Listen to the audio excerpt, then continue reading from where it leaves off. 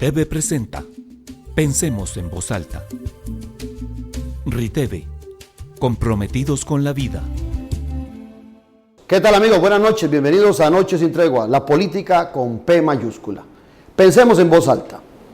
¿Se ha puesto a pensar usted la importancia que tiene la justicia y principalmente el Poder Judicial en la democracia? Es posible que flaqueemos en el Ejecutivo, en el Legislativo, pero jamás en la Corte Suprema de Justicia. En Costa Rica se ha desarrollado un importante estudio alrededor del estado de la justicia y desde ahí se analizan temas importantes sobre si se ha metido en exceso el tema judicial en la política, en la salud, si hay un exceso de la sala cuarta como un Senado. De todo eso y más vamos a hablar hoy en Noche sin Tregua. Ya regresamos. RITEVE presentó Pensemos en voz alta. RITEVE, comprometidos con la vida.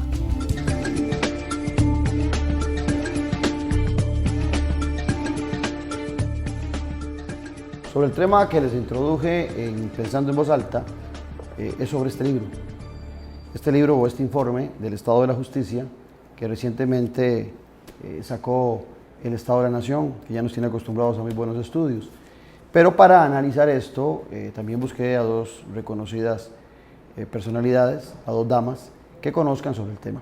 Una de ellas, doña Evelyn Villarreal Fernández, que tuvo a cargo la investigación, la coordinación de la investigación y es colega politóloga, y a la magistrada doña Nancy Hernández, también experta en temas constitucionales, profesora y magistrada de hace año y medio, si no mal recuerdo, de la Corte Suprema de Justicia.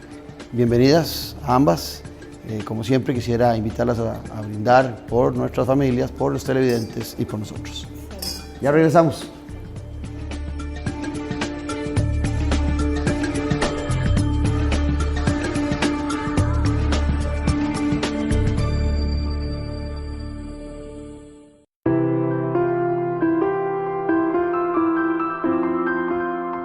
Metas, imágenes del futuro, sueños que con cada gota de sudor se van haciendo fuertes.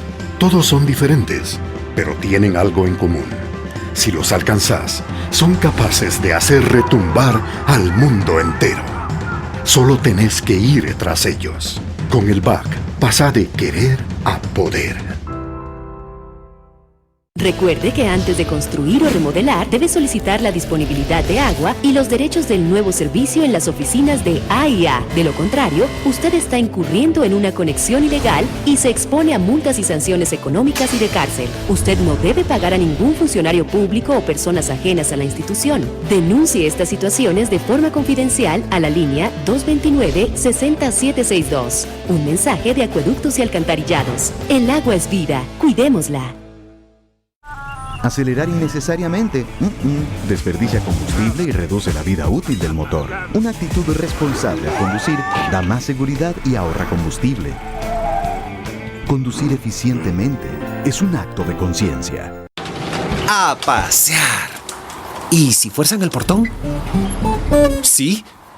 No. Tembló. ¿Se dañaría algo en la casa? No. Sí. No. El vecino estaba quemando hojas. ¿Se habrá quemado la casa? No. ¿Sí?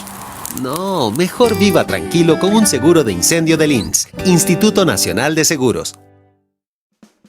Restaurante Doménico, un ambiente casual y distinguido que le ofrece las especialidades de la gastronomía italiana, clásica y contemporánea, con variedad de ensaladas, carnes y pescados, así como deliciosas pastas frescas hechas en casa y un amplio surtido de pizzas, postres y los especiales del chef.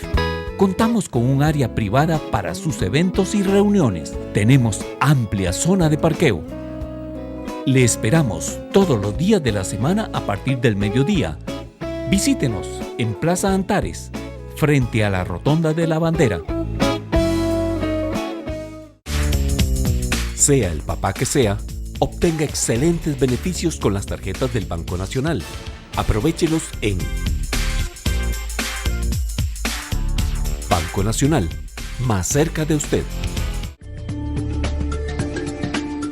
Yo le preguntaría a Evelyn como coordinadora de todo el estudio, para arrancar, algo que me llamó mucho la atención, que el informe, el que ustedes se metan, el Estado de la Nación, a desarrollar esta investigación, es solicitado por la Corte Suprema de Justicia.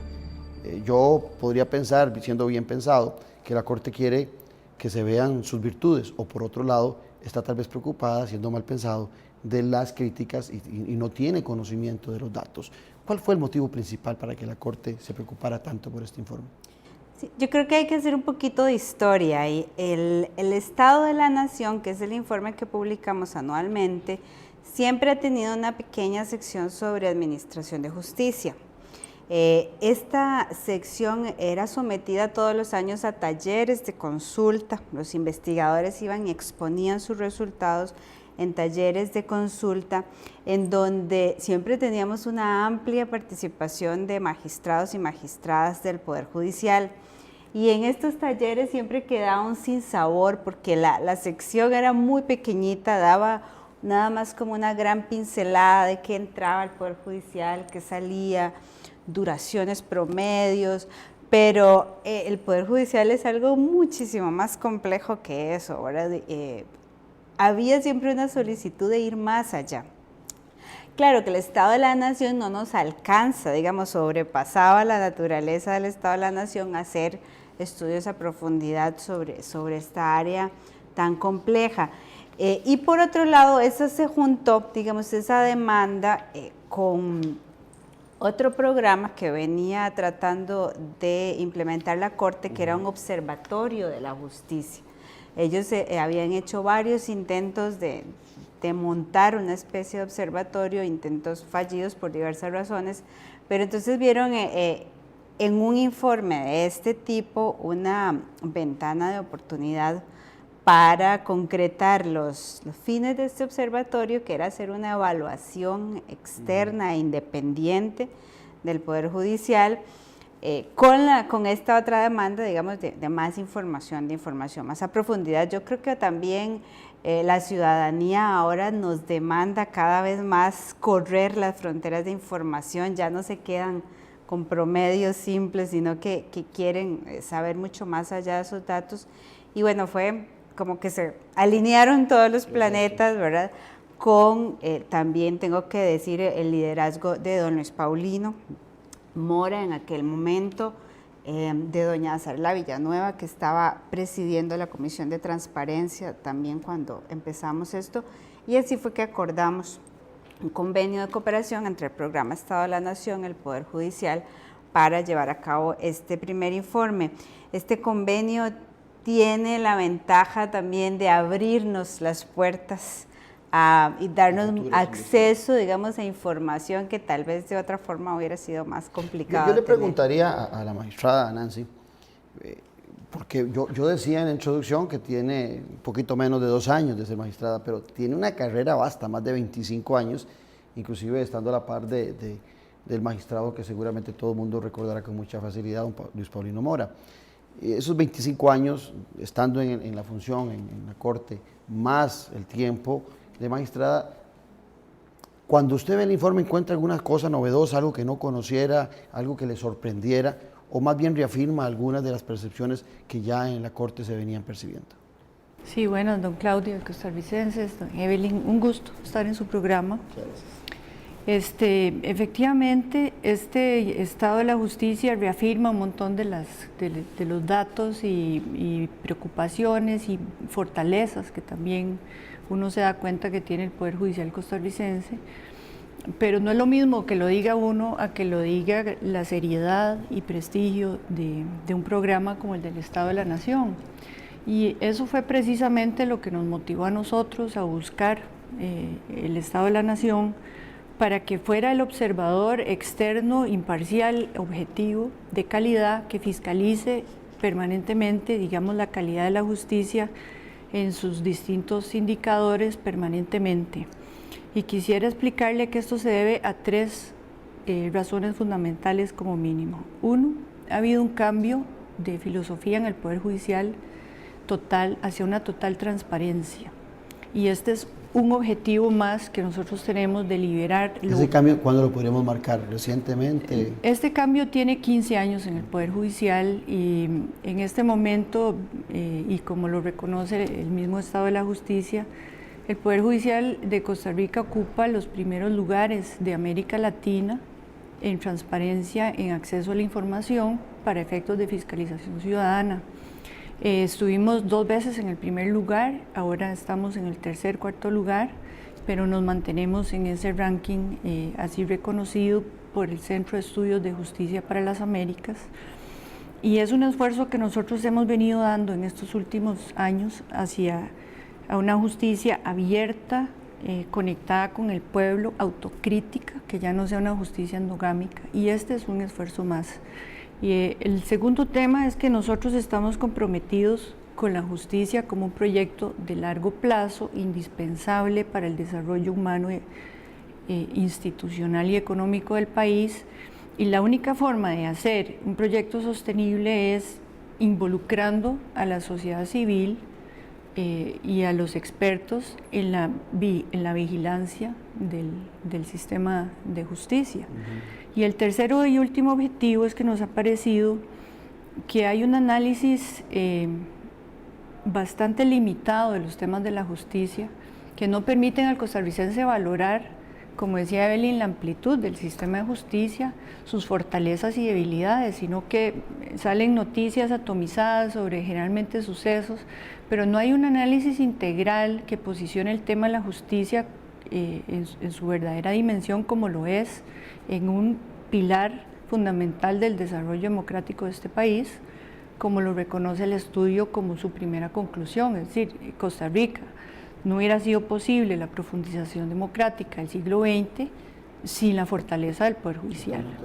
Y nosotros creemos que se ha caído en una laxitud y en demagogia muchas veces a la hora de analizar los temas de la justicia, y queremos un análisis más objetivo, integral y permanente y serio de los temas de justicia, para garantía de toda la sociedad. Y también nos gusta a nosotros este sentido autocrítico, que se vea lo feo y que se vea lo bueno, y nosotros, como en una foto, si nos salen las espinillas, pues trataremos de mejorarla, lo que tengamos que mejorar, porque nosotros estamos comprometidos con ese proceso de mejoramiento continuo.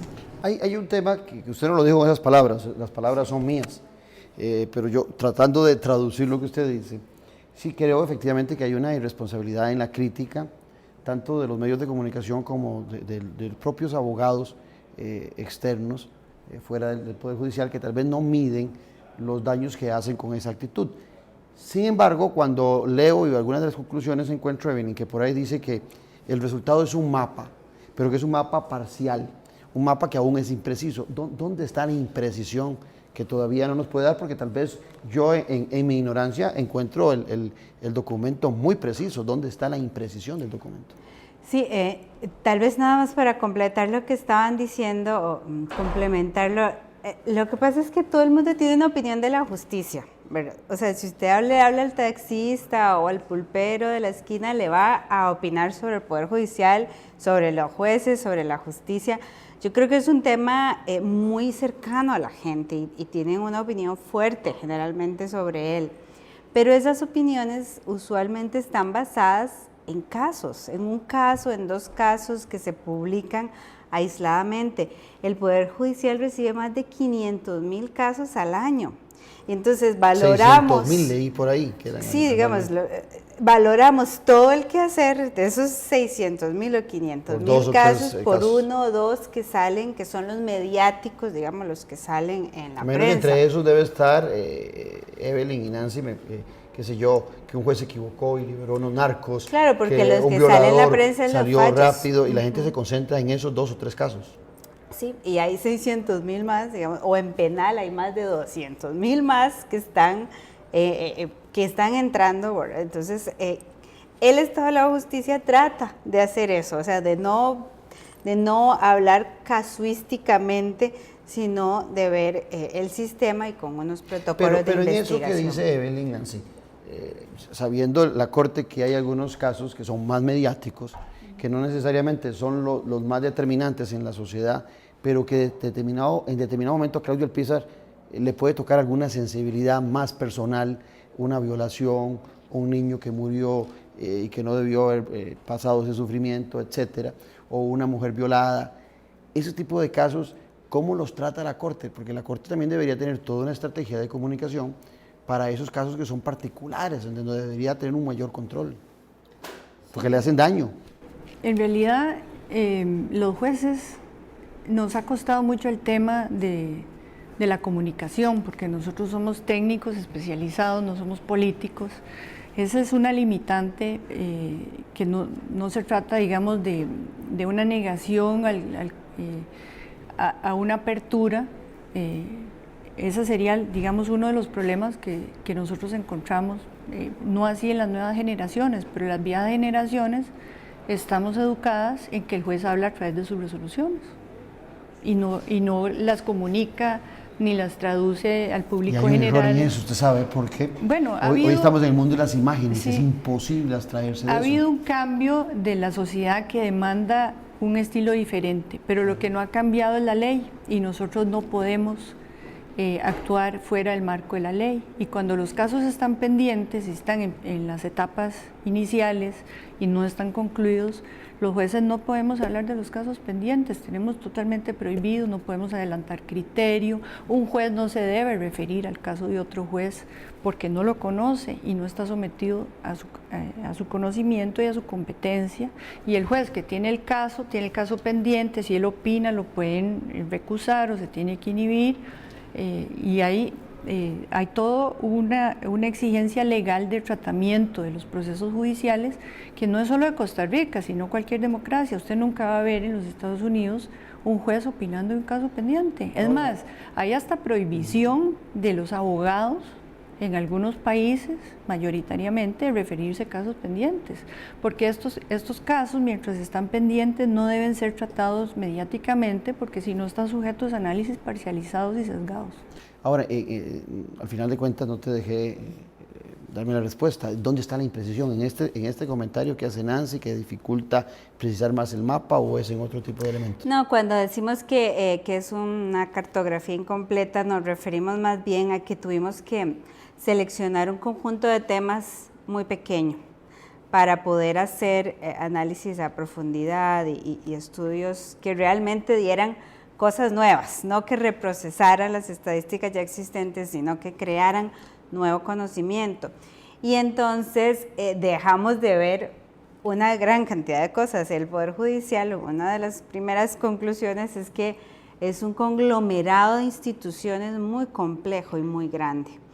No es una institución que estamos analizando, es un conjunto de instituciones que están en un mismo espacio con una misma jerarquía. Entonces, y son instituciones que incluso tienen hasta funciones contradictorias entre sí, porque si usted ve, uno tiene que defender y otro tiene que acusar, o sea, y otro tiene que hacer la investigación, y todo está en el mismo espacio institucional. Entonces, un gran vacío, por ejemplo, de este informe es que no tocamos ninguno de los órganos auxiliares de justicia. No pudimos profundizar en el trabajo del Ministerio Público o de la Defensa o de la Policía de Investigación Judicial.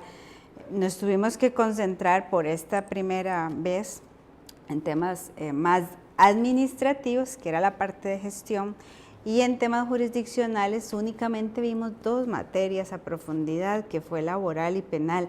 Nos quedaron otro montón de materias sin ver. Queda trabajo pendiente. Entonces, por eso decimos que, de hecho, la portada, que es apenas abrimos una ventana, ¿verdad? Pero nos quedan varias por abrir porque es muy complejo, es muy grande.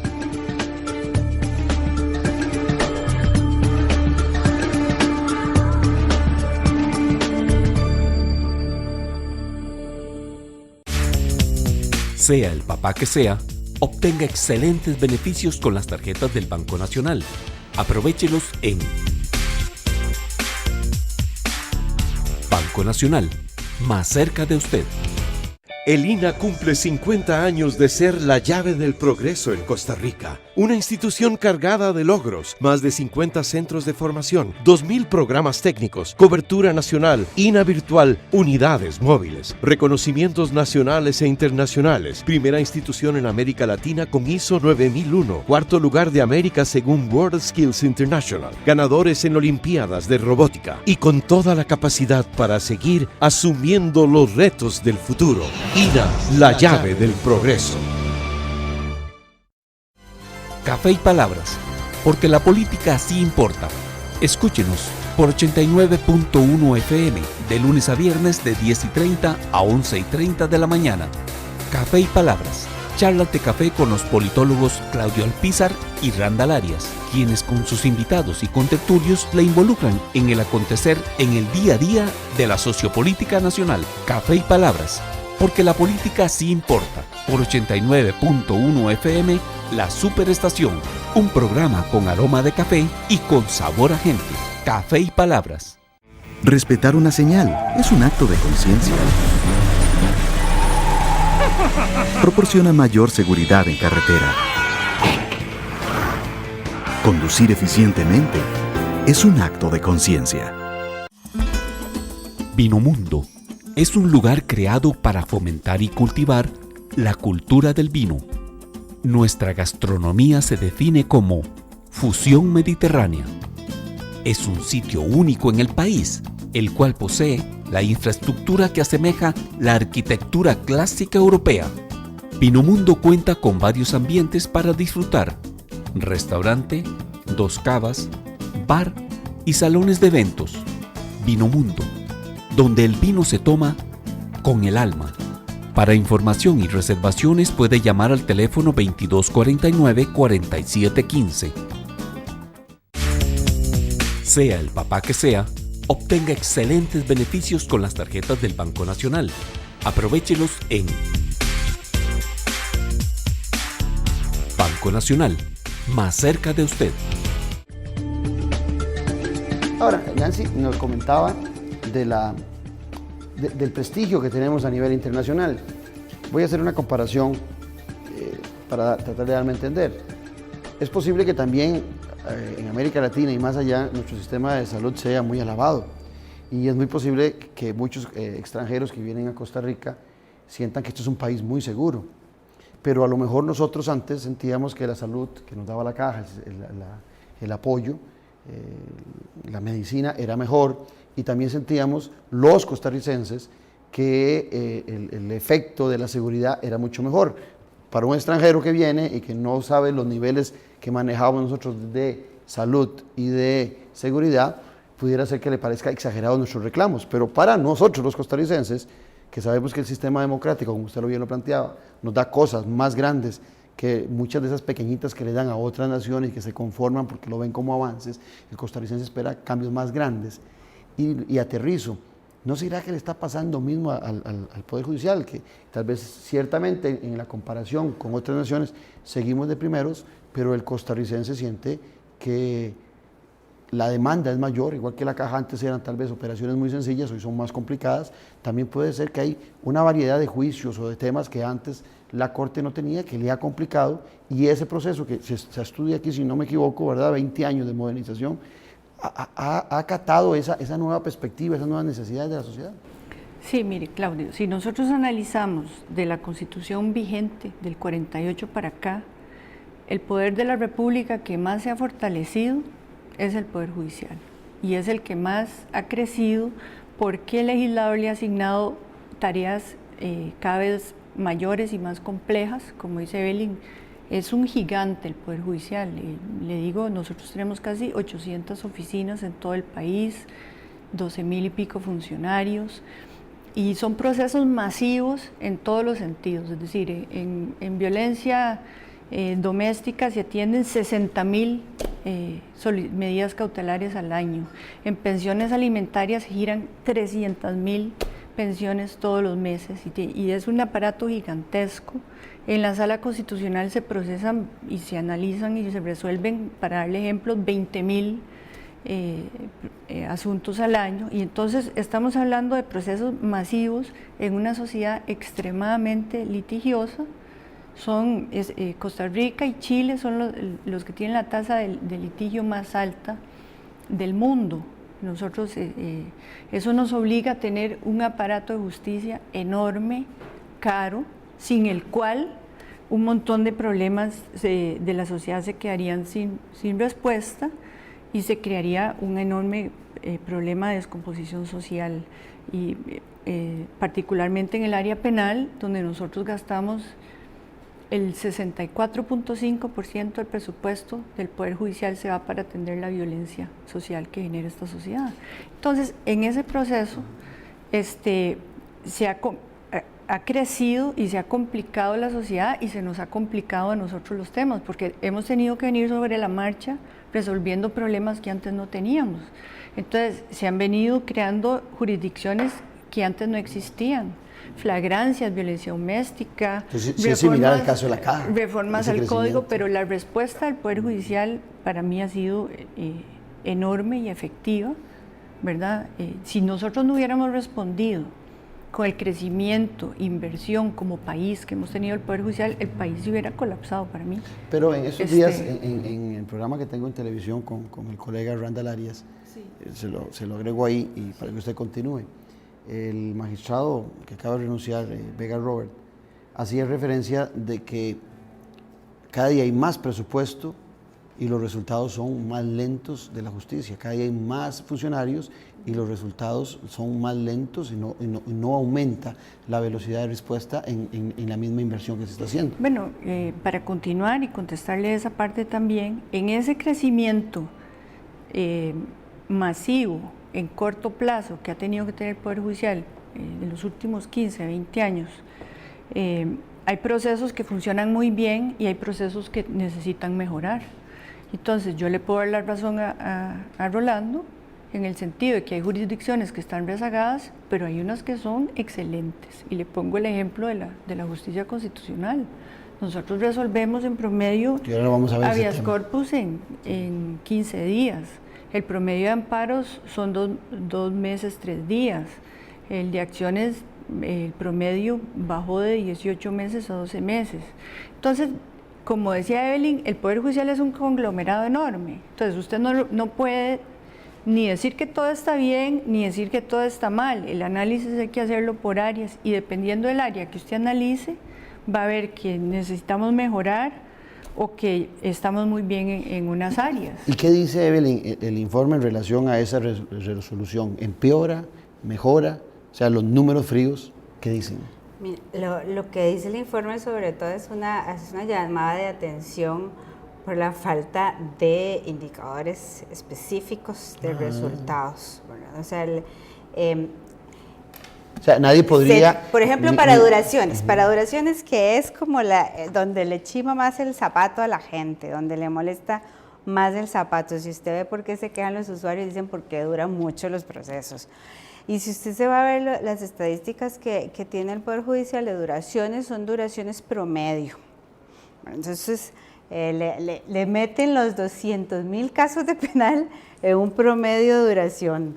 Y eso invisibiliza una gran cantidad, digamos, de diferentes líneas de espera que hay. Si usted entra en la línea, digamos, como el Quick Pass, le puede ir muy bien, pero hay una línea que le puede ir muy mal, hasta duran 6 años un proceso penal. ¿Puedo interrumpir un momentito? Sí, claro, es una conversación. Aquí tengo los datos de los casos terminados del año 2010 al 2014 y se puede ver que en el año 2010 había una cantidad de 12.886 y en los tribunales penales y ahora hay casi 20.000 casos terminados, lo que quiere decir que se ha hecho un esfuerzo que ya se nota por resolver más casos, para darle un ejemplo, pero hay que tomar en cuenta un factor que no podemos dejar de lado y es el abogado litigante. El tema de la justicia pasa por una estrategia de defensa donde hay abogados que les pagan por atrasar los procesos. Hace unos 2 o 3 años, el proyecto Cortevid contrató a la Universidad Nacional para que hiciera un estudio de por qué había dilación en ciertos procesos y se determinó que el factor del abogado litigante que dilata los procesos es uno de los factores fundamentales por los cuales los procesos se atrasan. Y eso es lógico y eso pasa en todos los sistemas de justicia del mundo. Hay gente que le interesa cobrar y hay gente que le interesa que no se cobre.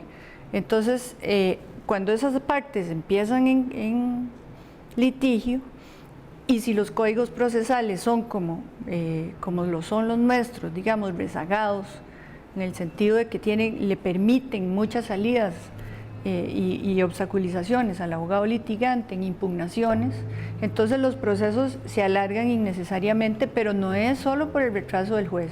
Y con esto no le quiero decir que yo pienso que todo está en el Poder Judicial ni que todo camina perfectamente. Creo que es cierto que hay un tema de evaluación del desempeño que estaba pendiente y dichosamente la Corte, bajo liderazgo en parte de Rolando Vega y otros compañeros, lo resolvió este año, ya se sacó el reglamento y vamos a empezar a hacer mediciones de calidad sobre todos los procesos, pero ya en específico, para mejorar esa parte que dice Evelyn que hace falta. Pero sí le puedo decir que en este país a la gente le encanta ir a los tribunales para no cumplir sus obligaciones.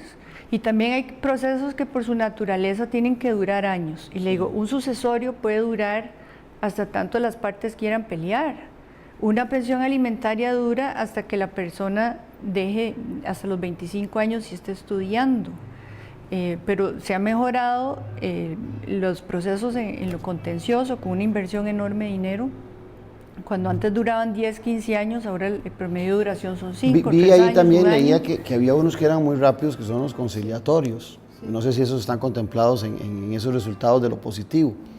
Pero me llamó la atención, que no sé si me corregís, Evelyn, que en muchos casos la gente por sencillez o por ignorancia llegan a conciliar sin abogado porque no tienen la capacidad económica ni porque el sistema les está brindando. Entonces terminan, creo que es en el tema de trabajo, que terminan conciliando casi que perdiendo en muchas ocasiones. Sí, en laboral hay un porcentaje como del 14% de casos que terminan por conciliación, pero ese es un área que señalamos como un área riesgosa justamente porque los expertos en materia laboral nos decían que la gran mayoría de estas gentes van a conciliar solas, ¿no? O sea, son trabajadores usualmente que no tienen plata para contratar un abogado y van cara a cara con el empresario y terminan aceptando cualquier arreglo, inclusive por debajo de lo que le correspondería si sigue un proceso Los cogen normal. con hambre, como podría decir uno. Sí, y entonces tenemos un gran problema porque en el expediente, que es lo que nosotros revisamos, hicimos un muestreo, hicimos 3 muestreos, casi de 5,000 expedientes, pero en este caso en laboral el expediente no consigna si el proceso de conciliación, no dice ahí expresamente, fue con acompañamiento legal o no fue, y tampoco dice por qué monto. Entonces usted no puede, o sea, lo pusimos como un área, así como con un signo de interrogación, que creo que ahora con la reforma procesal laboral eso va a cambiar, porque ahora sí van a tener defensa pública gratuita y puede ser que los números nos salgan muy distintos después.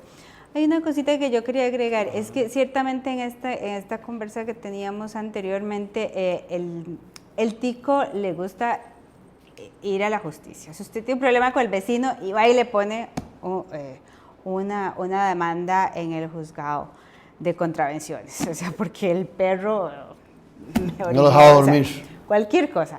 Esto es insostenible. Esto es insostenible para cualquier aparato judicial. Digamos, este crecimiento de la litigiosidad por cualquier cosa, judicializar cualquier conflicto, e incluso judicializar toma de decisiones políticas, o sea, que un juez, sea magistrado, sea juez, termine decidiendo políticas públicas de alto peso, ¿verdad? Es como una bomba de tiempo, yo creo, y una de las cosas que hace el informe es señalar por algunas materias, algunas áreas que podían revisarse a dónde descongestionar el Poder Judicial, porque y además tiene el agravante de que entre más entrabado está el Estado, que es hacia lo que vamos, ¿verdad? Eso es un Estado que le cuesta cada vez más tomar decisiones y ejecutar políticas, eso le golpea inmediatamente al Poder Judicial. O sea, un Estado más entrabado significa más trabajo para el Poder Judicial, porque la gente, al ver que no le están cumpliendo, va y pone la demanda. Hace 10 o 12 programas atrás, Nancy, Juan Diego Castro, el abogado acá, quisiera saber si aquí se refleja eso y que vos me lo aclares. Decía que del 90% de las denuncias, solo el 6% llega a juicio. Eso es tan cierto. Bueno, nosotros no tenemos, yo no tengo, digamos, ninguna forma de saber si esos datos son objetivos o no. Nosotros tenemos otros datos, pero sí le puedo decir en general, y aquí es donde quiero resaltar, muchas veces la gente no conoce cómo debe funcionar un sistema de justicia en una democracia. El sistema de justicia está hecho en el tema penal para garantizar el debido proceso, ¿verdad? Entonces debe medirse de acuerdo a las garantías de imparcialidad, celeridad, acceso y objetividad que dé de acuerdo a la ley. Si usted ve el resultado de los tribunales de flagrancias que entraron en el 2009, tengo que decirle que valen miles de millones de colones. Nosotros teníamos una tasa de homicidios en el 2005 de 8 por 100.000 habitantes y en el 2009 empieza a subir y llega al 12 por 100.000 habitantes, y es cuando el país toma la decisión de invertir en unos tribunales más celeros. A raíz de esa inversión los tribunales funcionan y la tasa de homicidios vuelve a bajar hasta el año pasado de 12 a 8, y otra vez este año se dispara a 10 por el tema del crimen organizado y el sicariato que estamos viviendo en el país. Con eso lo que le quiero decir es que hay programas muy caros, pero que producen resultados. En el caso penal, las cárceles están llenas. Eso le iba a preguntar. Entonces, afecta a las cárceles. Yo creo que la realidad contrasta con ese concepto de impunidad que se maneja en general. Quería también decirle que el sistema, yo concuerdo con Evelyn, de que el sistema de justicia nuestro es insostenible para un país de recursos limitados, porque es un sistema muy caro, pero es un sistema muy caro porque tiene funciones estratégicas en una sociedad disfuncional. Y ahora quieren meter los juicios de los animales. Y si usted lo debilita, vamos a pagar con intereses en descomposición social el debilitamiento de la inversión de la justicia. Y hablando de los tribunales laborales, es cierto la debilidad que señala Evelyn, es cierto que la Asamblea Legislativa buscó una respuesta, pero eso tiene un costo. El costo de implementar la reforma procesal laboral supera los 10.000 millones de colones. Y si nosotros nos ponemos a asumir todos los problemas de la sociedad costarricense, donde no funciona el Estado, entonces el Poder Judicial cada vez tiene que crecer más en plazas y crecer más en presupuesto. Y eso pasa con la Asamblea Legislativa y con el Poder Ejecutivo, con ustedes, ¿verdad? Y le pongo otro ejemplo. La ley de víctimas y testigos, de protección y víctimas y testigos, cuesta más de 9.000 millones, casi 10.000 millones al año. Esa es una función que debería estar llevando el Poder Ejecutivo. En cualquier país no está en el Poder Judicial, pero la tuvo que asumir el Poder Judicial porque la gente no llegaba a los juicios, los testigos no llegaban porque no tenían un acompañamiento, y entonces ahí sí que habían procesos fallidos que generaban impunidad, y los jueces llegaban y se sentaban y no llegaba el testigo. Entonces hubo que hacer toda una inversión de país para eso, pasar una legislación, dar recursos y así sucesivamente. Entonces es cierto que el Poder Judicial ha triplicado la planilla y probablemente duplicado los costos en los últimos 30 años, pero también es cierto que se le han asignado una serie de responsabilidades que no venían con la presupuestación requerida, y que si no se estuvieran judicializando, aunque esté mal que una sociedad se judicialice tanto, es una respuesta efectiva dentro de un Estado de Derecho. Yo le digo, quitemos al Poder Judicial del panorama actual, solo por ejercicio hipotético, y digamos que el Poder Judicial fuera más pequeño y no ejerciera todas las funciones que ejerce. Tendríamos una sociedad extremadamente violenta, extremadamente disfuncional, con menor seguridad jurídica, menor fortaleza en el Estado de Derecho, y un país donde, en el caso de la política, que le puedo decir que lo vivo yo en la sala, la gente viene a la sala porque el resto del aparato del Estado costarricense está paralizado.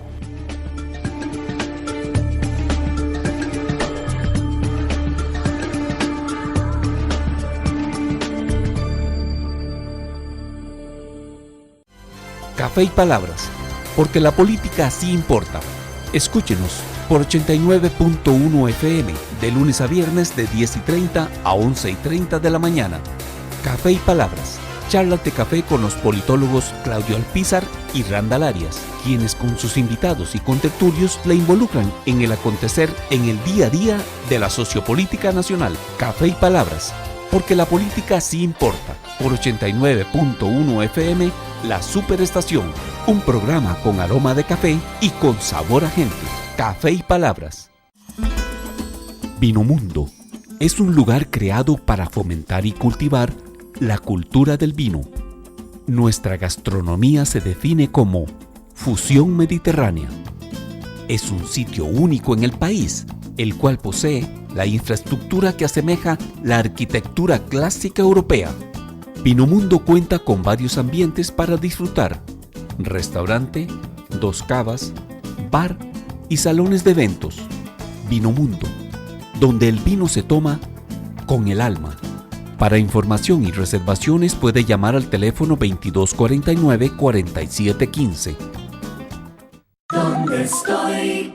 Mira con atención esta escena. Trata de identificar en qué país de Centroamérica fue filmada. Hola, mi amor. Pura vida. Ya salí de la oficina y quedamos de reunirnos con mi jefe en un restaurante del Boulevard Morazán. Pásame a los niños y luego hablamos. ¿Ya tienes tu respuesta?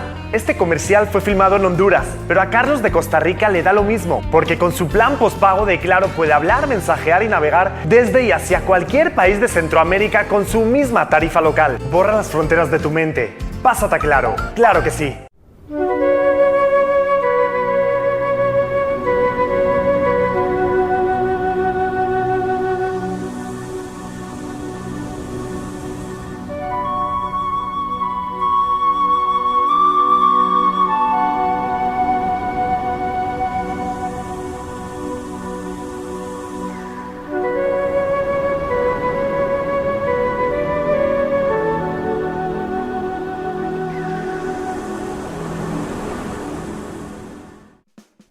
Restaurante Doménico, un ambiente casual y distinguido que le ofrece las especialidades de la gastronomía italiana clásica y contemporánea, con variedad de ensaladas, carnes y pescados, así como deliciosas pastas frescas hechas en casa y un amplio surtido de pizzas, postres y los especiales del chef. Contamos con un área privada para sus eventos y reuniones. Tenemos amplia zona de parqueo. Le esperamos todos los días de la semana a partir del mediodía. Visítenos en Plaza Antares, frente a la Rotonda de la Bandera. Sea el papá que sea, obtenga excelentes beneficios con las tarjetas del Banco Nacional. Aprovéchelos en Banco Nacional, más cerca de usted. Ahora, ¿cómo está, brevemente en esto, Evelyn, para entrarle a eso de la sala que me interesa? ¿La credibilidad a nivel nacional se mantiene en una buena posición? Mire, en relación a la justicia? Se mantiene, pero ha bajado. El Poder Judicial en el año 2003, por ejemplo, tenía un porcentaje de confianza del 62%, estaba casi a la par que la Iglesia Católica, que ya eso, digamos, es mucho decir en términos de confianza ciudadana. Y en 10 años bajó ese porcentaje de confianza 20 puntos, ahora está en 42% de confianza. Es todavía alto, digamos, un 42%, no está tan abajo como la Asamblea o los partidos políticos, que sí están mucho más abajo, pero sí viene decreciendo, lo cual es una paradoja, porque viene decreciendo la confianza. Sin embargo, la gente sigue utilizándolo. Sí, en 600,000 casos bueno, puede estar en relación a los resultados, ¿verdad? Sí. O la lentitud de los exacto, procesos. Y además hay procesos, ciertamente hay unos que uno escoge ir, pero hay otros que no escoge ir, ¿verdad? O sea, hay unos que tiene por obligación que ir a poner la denuncia, como cuando a usted le roban en su casa o quiere hacer efectivo su seguro, tiene que ir a poner la denuncia. O como por ejemplo el divorcio, que fue un área que nosotros encontramos en el muestreo en la materia de familia, que concentra gran parte del trabajo de la jurisdicción de familia, los divorcios. De eso usted está obligado a ir, si se quiere divorciar tiene que ir, ¿verdad? No es que puede decidir si asiste a la justicia o no. Entonces hay como unos casos de esos 600,000 que son como obligatorios. Esa pregunta que estaba haciendo Nancy de qué hubiera pasado si el Poder Judicial no hace la reforma, la modernización, la oralidad. O sea, hay una gran cantidad de estudios y de metodologías en ciencias políticas que calculan esas cosas, que es what if, y hay toda una metodología y libros y todo que serían muy interesantes de aplicar. Pero en eso que Nancy nos caso. decía antes y que ahorita lo dijo suavemente en relación a la sala, yo no creo que se me vaya eso por fiebre en los temas políticos, pero me llamó la atención, se los digo a usted y ahora le confieso a la magistrada, que el ejercicio que hace la sala es súper exitoso. O sea, los tiempos en que la sala cumple, inclusive ni siquiera las consultas que le hace la Asamblea Legislativa de los proyectos a la sala cuarta atrasan en nada. Si la respuesta de la sala está en un 24 días. Y mientras que en la Asamblea Legislativa supera los 2 años, en muchas ocasiones, la aprobación de una ley. Entonces la sala cuarta está dando resultados oportunos. Y usted que está allá adentro, en el vientre del monstruo, pues tiene más claro esto, ¿no? Sí, yo me siento honradísima como costarricense y doblemente ahora como integrante de la Sala Constitucional del compromiso, el esfuerzo, la profesionalización de la justicia constitucional costarricense. Es decir, no tiene comparación entre sus pares en estos temas. Se hace un gran esfuerzo porque tengo que decirle que para atender eso, ese nivel de demanda y cada vez mayor, por varias disfunciones que hay en la sociedad que repercuten, como dijo Evelyn, en el sistema de justicia, y la sala no es la excepción. Nosotros trabajamos jornadas de 12, 14 horas diarias y cuando tenemos turno cada 7 semanas es de 24 horas, es decir, lo llaman uno a las 2 de la mañana por una emergencia para ver si hay que cursar un habeas corpus, si hay que tomar una medida cautelar en un asunto de salud de vida o muerte, y eso es a las 2 de la mañana, a las 3, a la hora que sea, sábado, domingo, y entonces le acumula a uno la jornada y entonces sí, es un proyecto exitoso. Yo no creo que sea sostenible, sinceramente, ¿verdad? Y yo escribí un día de estos un tema. Hay un desplazamiento de poder hacia los jueces, en general y en especial en Costa Rica. El caso de los diputados, ¿verdad? Que ante cualquier duda consultan a la sala. A la sala. Porque es un mecanismo que funciona y provee soluciones y hay una serie de factores que lo facilitan. Uno, un marco normativo amplísimo de derechos, porque los costarricenses tenemos todos los tratados de derechos humanos que existen y todos los derechos y una justicia que permite rápidamente conocer, digamos, la omisión del Estado de satisfacer esos derechos.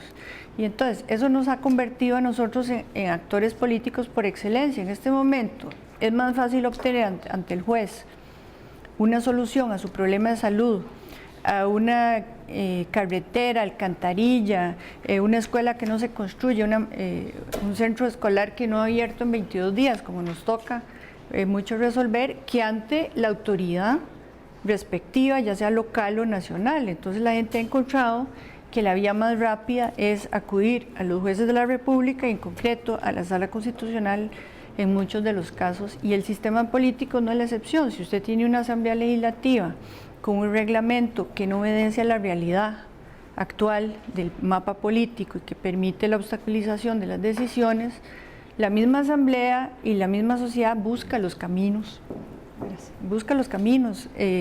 para resolver esos temas.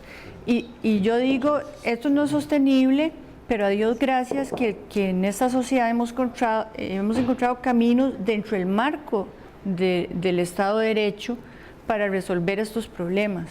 Pero nosotros no podemos seguir enfrentando los problemas como país desde la judicatura, porque la judicatura tiene sus limitaciones y se puede ver en el tema del sistema penitenciario, del sistema de salud, de las fallas del Ministerio de Educación, que son procesos masivos que impactan la sala constitucional. Ahora, Nancy y Evelyn, en este aspecto me llamó la atención también que el nombramiento de los magistrados pareciera que relativamente está haciéndose bien también, que se está haciendo más lento. Es uno de los hallazgos que ustedes encuentran, que el nombramiento de un sustituto, de un nuevo magistrado, es lentísimo, pero tiene una ventaja, lo digo yo, que es que están saliendo, la mayoría de los nombramientos son de gente que está adentro de la Corte, y eso me da a mí la impresión de que le da una fortaleza también. Me llama la atención que también ha aumentado la presencia de mujeres, ya la tenemos usted en la sala, que de las 5 es la única, me comentaba antes. Entonces, de las 7, perdón. Y que las votaciones más altas para reelección también corresponden en la misma sala de Constitución, o sea, que es tanta la confianza o tanta la importancia que se le da, que los mismos diputados no arriesgan mucho en los otros entramados y a modificar los nombramientos, que creen plenamente en mantener a la gente. Sí, bueno, esto ha cambiado mucho.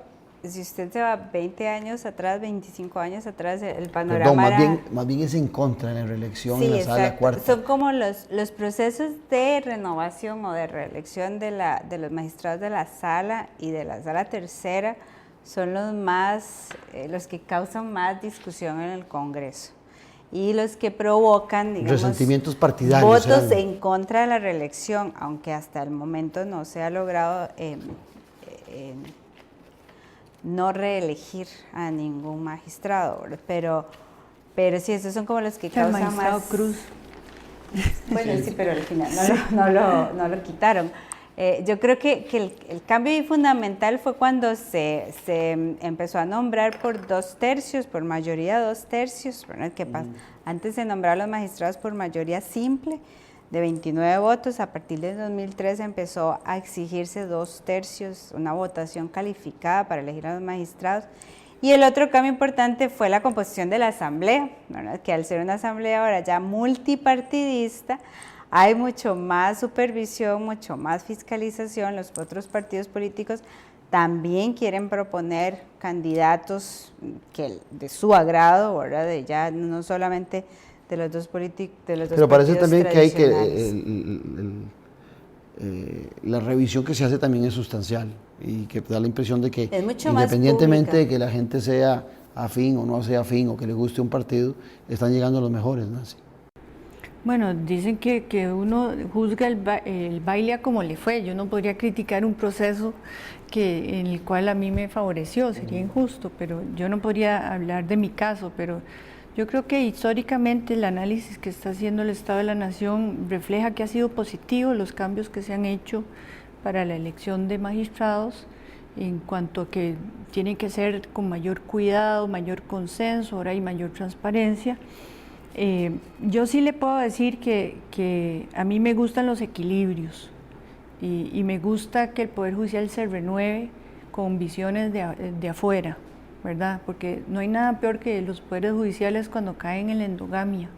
Y entonces cuando todos somos lo mismo y hablamos de lo mismo y opinamos de lo mismo, entonces los procesos de renovación son más lentos.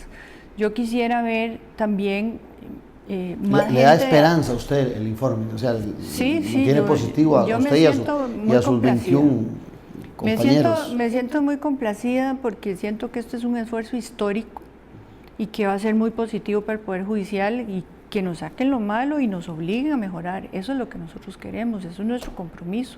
Nosotros no estamos por tapar nada ni disimular nada y nosotros también queremos que los costarricenses conozcan la verdadera cara de la justicia en una forma más integral y educar, Claudia, educar, porque como ahora que están hablando de la popularidad o la confianza, imagínense que el tema de la justicia no se puede medir como se mide cualquier otro tema, porque ya la mitad de las partes que llegan a la Corte pierden. Entonces, si una de las dos partes siempre va a salir resentida, ya nosotros llevamos un 50% por dentro. Entonces, eso no se puede medir así.